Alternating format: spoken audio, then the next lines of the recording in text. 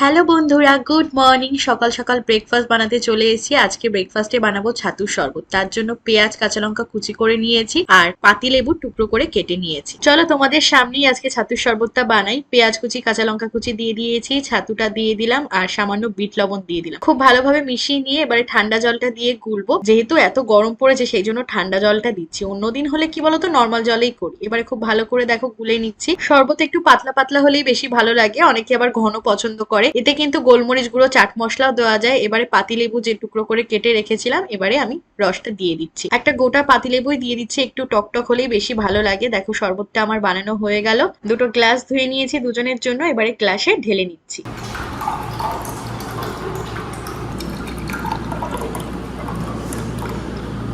গরমে ঠান্ডা ঠান্ডা ছাতুর শরবত বানিয়ে প্রবীর মশাইকে দিয়ে দিলাম। তোমরা তো জানো প্রবীরের এটা ভীষণ পছন্দের, আর ঠান্ডা ঠান্ডা বানিয়েছি তো আরো বেশি ভালো লাগছে। আর ওয়েদারটা মানে আজকে একদম কাঠ ফাটা রোদ্দুর, এত গরম পড়েছে। ব্রেকফাস্ট করে প্রবীর গিয়েছিল বাজারে, বাজার নিয়ে চলে এসেছে। তো আমি বললাম যাও বাজারটাকে গিয়ে আগে রান্নাঘরে রাখো, তারপর আমি তোমাদেরকে দেখাচ্ছি যে কি কি বাজার নিয়ে এসেছে। এই দেখো, ফার্স্টেই একটা দুধের প্যাকেট রয়েছে, আর একটা দেখো রয়েছে স্টিল উল। এটা দিয়ে বাসন মাজলে বাসনটা খুব ভালো করে মাজা হয়, মানে একদম চকচক করে। অনেকটা পরিমাণ আলু এনেছে, আর আলুর সাথে কিন্তু এখানে গুড়ে কচু রয়েছে, যেটাকে আমরা কচুরমুখী বলে থাকি। তারপর এই দেখো অনেকটা পরিমাণ পেঁয়াজ রয়েছে, আর সেই সাথে এনেছে কাঁচা লঙ্কা। মানে সবজি বাজার বলতে আজকে আর বেশি কিছুই না, মাছ এনেছিল। এই দেখো মাছগুলোকে ধুয়ে পরিষ্কার করে রেখেছি। 5 পিস মতো রুই মাছ এনেছে, আর ফ্রিজে ছিল ইলিশের মাথা আর অল্প কিছু চিংড়ি মাছ। বাপরে কি রোদের তেজ! আজকে চলে এসেছি পুঁই শাক কাটতে। বাগানের এই সাইডটায় পুঁই শাকটা বেশ বড় হয়েছে।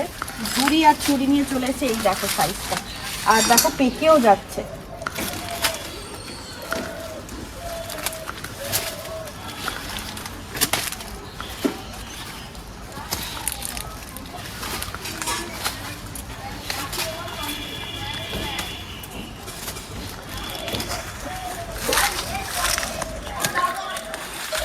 ব্যাস, এতেই আমাদের হয়ে যাবে।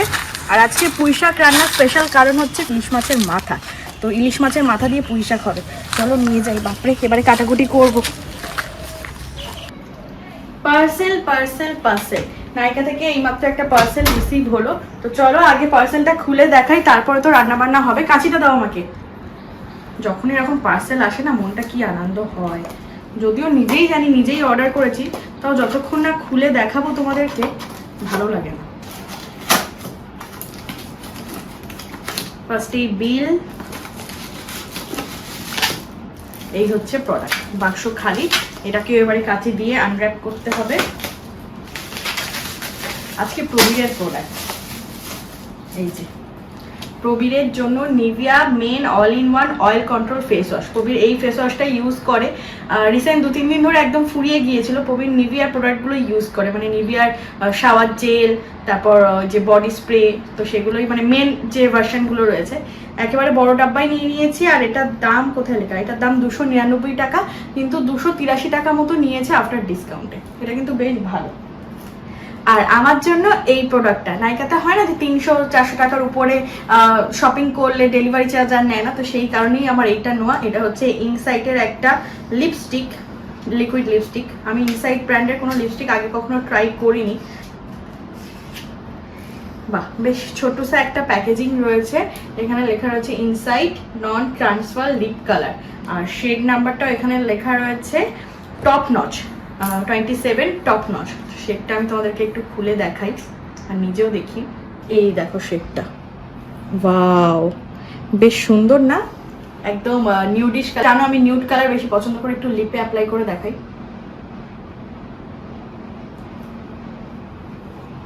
আয়না ছাড়া পরলাম। খুব তাড়াতাড়ি এই লিপস্টিকটা একদিন পরবা, তোমাদের সঙ্গে বলবো যে কিরকম। তোমরা অবশ্যই জানিও। আর এটার দাম শুনলে তোমরা অবাক হবে, মাত্র 99 টাকা। এটাতে কোনো ডিসকাউন্ট ছিল না। 99 টাকায় আর কি ডিসকাউন্ট থাকবে? তো এটাই ছিল আমার লিপস্টিক, আর এটা ছিল প্রবীরের ফেস ওয়াশ। তো এটাই আজকে আমাদের অনলাইন শপিং।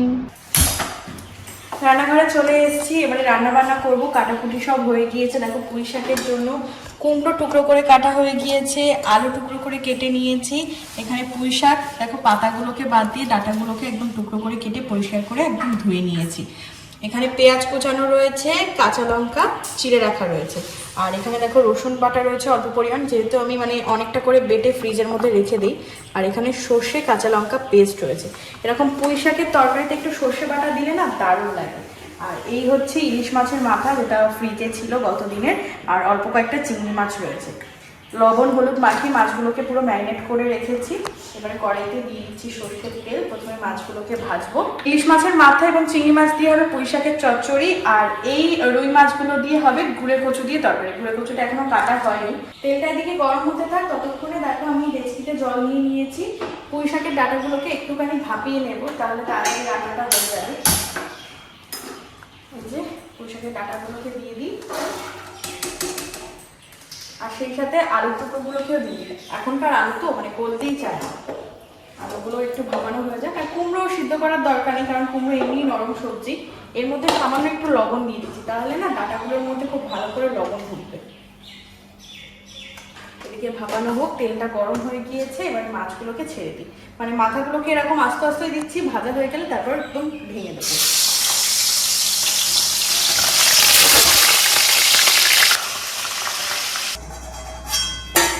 মাছ ভাজাগুলো তুলে নিলাম, ওগুলোকে এবারে এইভাবে একটু ভেঙে নেবো। একদম পুরো কুড়মুড়ে হয়ে গিয়েছে, আর কষানোর সময় তো আরও ভেঙে যাবে। ব্যাস, এবারে তেলের মধ্যে চিংড়ি মাছগুলোকে দিয়ে দিচ্ছি। চিংড়ি মাছগুলো ভাজা হয়ে থাক, আর এদিকে কিন্তু পুঁই শাকটাও একদম সিদ্ধ হয়ে গিয়েছে, মানে ভাপানো হয়ে গিয়েছে। এই দেখো, খুব বেশি ভাপালে কিন্তু আবার বেশি ওই গলে যাবে, তখন আবার ভালো লাগবে না। চিংড়ি মাছ ভাজাগুলো সব তুলে নিলাম। এবারে ফোড়ন দিয়ে দেবো তেলের মধ্যে। গোটা জিরে দিচ্ছি না, আজকে একটু পাঁচফোড়ন দিচ্ছি। এই যে পাঁচফোড়ন দিয়ে দিচ্ছি, আর দিচ্ছি দুটো কাঁচা লঙ্কা। ফোড়নটা একটু ভাজা ভাজা করে নিয়ে এবার এর মধ্যে একটু পেঁয়াজ কুচি দিয়ে দিই। পেঁয়াজটাকে খুব ভালো করে তেলের মধ্যে ভেজে নেব। তোমরা চাইলে কিন্তু এই যে পুঁই শাক ভাপানো, এটাকে তেলে একটু ভেজে নিতেও পারো। তো আমি একেবারেই করছি, একেবারে ঘরের রান্না, সাদা মাটা সেই রকমই। তোমরা অবশ্যই জানিও তোমরা পুঁই শাক কীভাবে রান্না করো। আমি বললাম তোমাদের সঙ্গে একটু রেসিপিটা শেয়ার করি। পেঁয়াজটাকে হালকা করে ভেজে নিয়েছি। এবারে এর মধ্যে দিয়ে দিচ্ছি রসুন বাটা। চাইলে আদা বাটাও দেওয়া যায়, কিন্তু আদার ফ্লেভারটা না কবির একদম পছন্দ করে না, সেই জন্য আদাটা দিলাম না। ভালো করে একটু ভেজে নেবো, যাতে রসুনের কাঁচা গন্ধটা একদম চলে যায়। তারপরে এতে আমি একে একে সবজিগুলো দিয়ে দেবো। এই যে কুমড়োটা আগে দিয়ে দেবো, তারপরে পুঁই শাকের ডাঁটা আর আলুটা দেবো।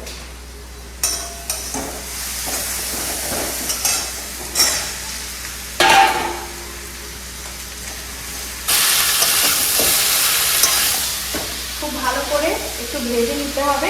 তারপরে যেরকম গুঁড়ো মশলা, হলুদ লঙ্কা জিরে দেবো, সর্ষে বাটাটা দেবো, একটু নুন মিষ্টি ঝালটা পরিমাণ মতো দিয়ে, তারপরে মাছের মাথাগুলো দিয়ে এবং চিংড়ি মাছ ভাজাগুলো দিয়ে কষিয়ে নিয়ে পরিমাণ মতো জল দিয়ে দেবো। লাস্টে একটু গরম মশলা দিয়ে দেবো, হয়ে যাবে। আর এদিকে বন্ধুরা ডেচকিতে জল বসিয়ে দিয়েছি। এখানে গুঁড়ে কচু আর আলুটা কেটে নিয়েছি, এটাকে সিদ্ধ করে নেব। তারপরে মাছটা ভেজে মাছের ঝোলটা বানিয়ে নেবো। ভাতটা অলরেডি বানানো হয়ে গিয়েছে, তো চলো রান্না বান্না করে নিই। এই দেখো বন্ধুরা, প্রবীর হাতে করে কি নিয়ে আসছে। প্রবীর আর পাশের বাড়ির একটা ভাই দুজনে মিলে এইটাকে নিয়ে এসছে। এটা হলো একটা থাকা, দেখতেই পাচ্ছ।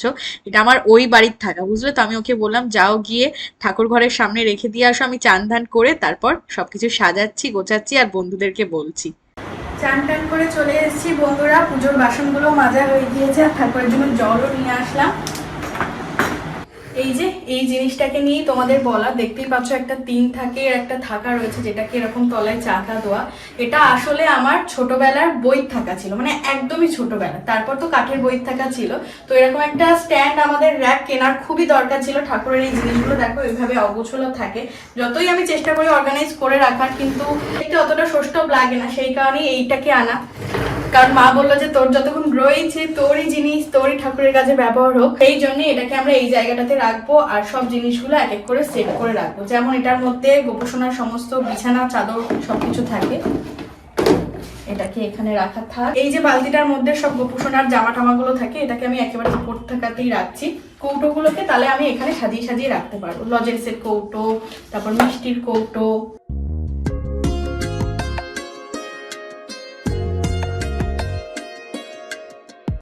ঝুড়িটাকে উপরে রেখে দিই, আর এই বক্সটাকেও একটু উপরে রেখে দিই। আর নকুলদানার পাত্র। এই কৌটোটাকে আমি কি কাজে রাখবো বলতো, মানে যে প্রসাদগুলো যেদিন ধরো খাওয়া হলো না সেই প্রসাদগুলো আমরা এর ভিতরে ঢুকিয়ে রাখি, যখন মনে হয় মানে বাচ্চা কাচ্চাদের লজেন্সগুলো তো দেওয়া হয় আর প্রসাদগুলো সেই সঙ্গে দিয়ে দেওয়া হয়। তো একেবারে আমার সব কিছু সাজিয়ে রাখা হয়ে গেল। এটাকে ঠিক আমি এই পাশটাই দিয়ে দিলাম। দেখো এবার কতটা সস্টভ লাগছে। জলের বোতলটাকেও নিচে এইভাবে রেখে দিলাম। আর কি বলতো, এই ছোটোখাটো পিঁড়িগুলোকেও আমি ওর ভিতরে ঢুকিয়ে দিতে পারি, এখন যেহেতু গবেষণার চান করাবো সেই কারণে।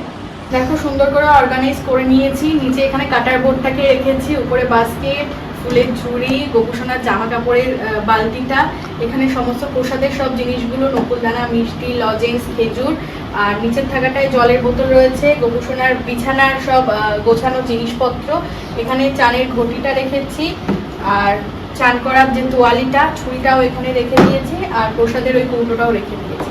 তো চলো বন্ধুরা এবারে তাড়াতাড়ি করে পুজো দিয়ে নিই। এই যে ফুলগুলো আজকে দিয়ে গিয়েছে, দেখি আজকে কি কি ফুল দিয়েছে। ঢালি বেল পাতাও রয়েছে, যেহেতু আমাদের সিংহাসনে বাবা ভোলানাথ রয়েছে, অনেক অনেক তুলসী পাতাও রয়েছে, সাদা ফুলও রয়েছে। দেখো এই হচ্ছে ফুল। ফুলগুলো সব পাশের বাড়ি থেকে আমাদের দিয়ে যায়, কারণ ওদের কাছে প্রচুর ফুল ফোটে, আর আমাদের সেইভাবে তো এখনো ফুল গাছ লাগানো হয়নি, তো সেই কারণে।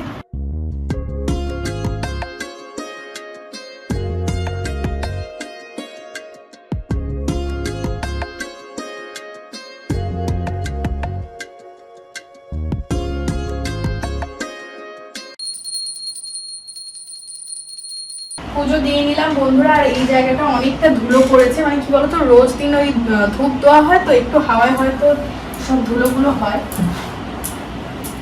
আমি একবার একটু ভালো করে একদম ঝেড়ে মুছে নিচ্ছি।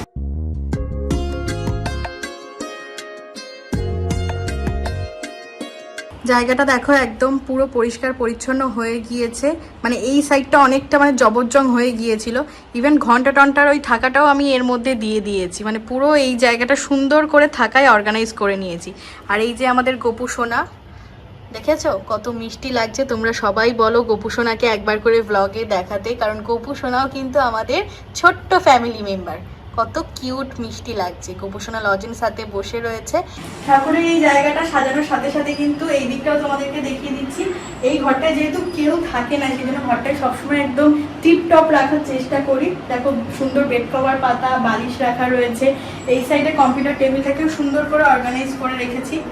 রাউটার, ডেস্কটপ, ওখানে একটা ছিন্নমস্তা ঠাকুরের ছবি রয়েছে। তোমরা অনেকেই বলো যে ছিন্নমস্তা ঠাকুরের ছবি সিংহাসনে রাখতে নেই, সেই জন্য আমরা এটাকে এখানে রেখে দিয়েছি। তো এই হচ্ছে সমস্ত গোছ গাছ। আর এদিকে তো ব্যাকগ্রাউন্ড স্ট্যান্ডটা রয়েছে। মানে এত গরম, ফ্যানের হাওয়া না কাজে দেয় না, মানে আমি অনবরত ঘামছি, আর এত লাইটে তো আরো বেশি ঘামটা হচ্ছে। আর এখানে একটা পাপোশও রেখে দিয়েছি, যাতে পুরো মানে লুকটা, আউটলুকটা এই ঘরের খুব সুন্দর হয়ে যায়। জলগুলো সব ভরে নিলাম, রান্না বান্নাও সব হয়ে গিয়েছে। আর রান্নাঘরে এত বড় স্ট্যান্ড ফ্যানেরও ব্যবস্থাটা করা হয়েছে, কারণ একটা ফ্যানের কাজ নয়। দেখিয়ে দিই কি কি রান্না বান্না হয়েছে। প্রথমেই দেখো হাঁড়িতে রয়েছে ভাত, আজকে একটু বেশি পরিমাণে ভাত বানানো হয়েছে দুবেলার মতো। এটার মধ্যে রয়েছে মাছ ভাজা। আমি না ওই কচুর মুখে অতটা পছন্দ করি না বলে এক পিস মাছ একটু পেঁয়াজ লঙ্কা দিয়ে ভাজা করে নিয়েছি।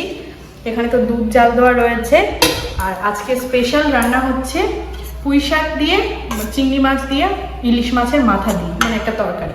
এটা একদম হালকা পাতলা করেই বানিয়েছি, কারণ এই গরমে না বেশি রিচ আর ভালো লাগছে না। আর কচুরমুখী বা গুঁড়ে কচুর দিয়ে মাছের ঝোল, এটাকে সদ্য জাস্ট নামালাম। আলু দিয়ে একদম ঝোলটা বানিয়েছি, একটু পেঁয়াজ টেয়াজ দিয়ে।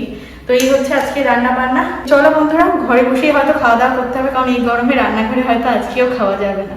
ঘরে চলে এসেছি, খাবার দাবার বেড়ে নিয়েছি। প্রবীরকে এবারে দিয়ে দিই প্রবীরের পছন্দের পুঁই শাক। বাড়ির পুঁই শাক, বাড়ির গাছের পুঁই শাক, সেটা আবার ইলিশের মাথা দিয়ে, জবাব নেই।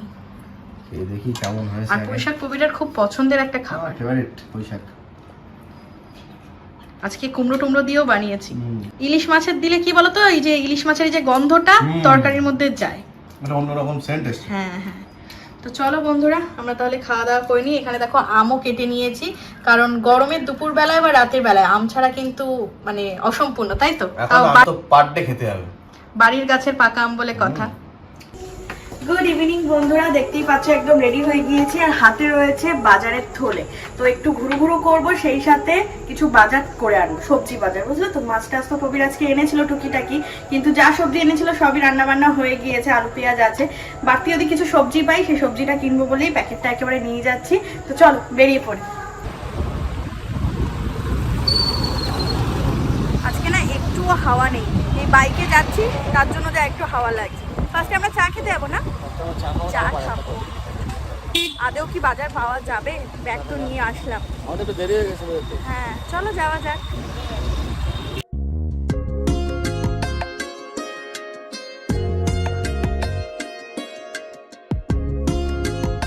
চা খেতে চলে এসে স্পেশালি এই দোকানটায় না মালাই চা পাওয়া যায়, সেজন্য এখানকার চা খেতে বেশি ভালো লাগে। পুরো দুধের শট দেয় চায়ের মধ্যে।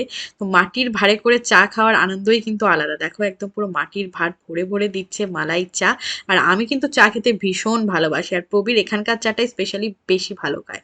তো গরম গরম মালাই চা, গরমে গরম চা, দারুণ এক কম্বিনেশন, দারুণ খেতে সত্যি। তোমরা কারা কারা ভালোবাসো মালাই চা অবশ্যই কিন্তু জানিও। বাজারে চলে এসেছি, সবজি বাজার করব। বেশি কিছু না, বেগুন নেব, পটল নেব আর ভেন্ডি নিয়ে নেব, ঠিক আছে। বাঁধাকপি ভালো হবে, ঝিঙেটাও নেবো না, তাহলে এগুলোই থাকা মতো। তোর একটু উচ্ছে নিই, উচ্ছে ভালো হবে, তাহলে উচ্ছে অল্প করে নিয়ে নেবো। কালকে একটু উচ্ছে আলু ভাজা যদি করা হয়, ঠিক আছে, তো এখান দিয়ে নিয়ে নেবো। ভেন্ডি ভালো হবে।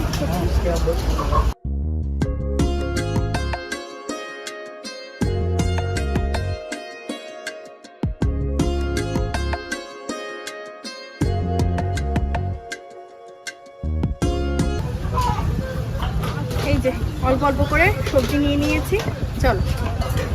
বাজার করে চলে এসেছি এখন একটা দোকানে। এখান থেকে দেখো কোল্ড ড্রিঙ্কস নিয়ে নিচ্ছি, অনেক রকম অপশন ছিল, তো ভাবলাম লিমকাই নেই, বেশ একটা নিম্বু পানির ফ্লেভার থাকবে।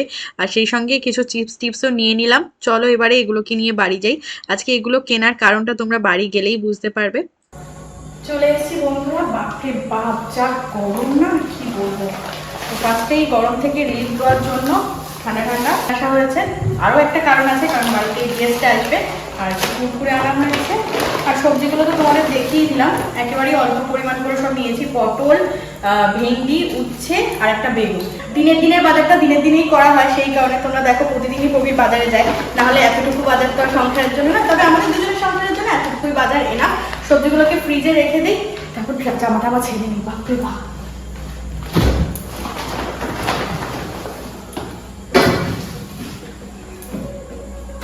জামা টামা ছেড়ে নিয়েছি। আর এই দেখো কবির গিয়েছিল আমাদের সামনে একটা দোকানে না, এই স্ন্যাক্স আইটেমগুলো ভাজছে, কবির নিয়ে আসলো। আমি আর একটু মাইক্রোওভেনে গরম করলাম চিকেন পকোড়া, যেহেতু বললাম বাড়িতে গেস্ট আসবে। তোমরা কি কেউ গেস্ট করেছো?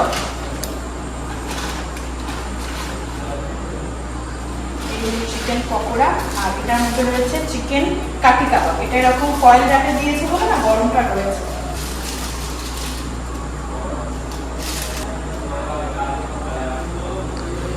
এই হচ্ছে প্ল্যাটার। এবারে কি যেন নিলাম, লিমকা, হ্যাঁ কোল্ড ড্রিঙ্কসটাকে বের করি। এটাকে এসেই না ডিপ ফ্রিজে রেখে দিয়েছিলাম। চলো চলে এসেছি ঘরে। বাপরে, এই ঘরে আসলে যেন শান্তি। আর এই হচ্ছে গেস্ট আছে, বুঝলে তো, অমিত দা আর রিনি। আমি পরে গ্লাস আনছি, একদম ঠান্ডা ঠান্ডা ট্রাই করো পকোড়া। এত কিছু কখন করলি? কিছুই করা না, এই জাস্ট প্রবীর কিনে আলো। ওরা এইমাত্র ফোন করলো যে আজকে ফ্রি আছি।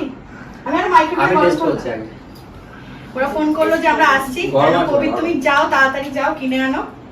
তো এখন আমরা এই গরমের সময়টা ভালো, বেশ ভালো লাগে। তো যা গরম পড়েছে, এখন একটু ঘরের মধ্যে বসে এই ঠান্ডা ঠান্ডা কোল্ড ড্রিঙ্কস আর গরম গরম পকোড়া এনজয় করব, একটু গল্প গুজব করবো।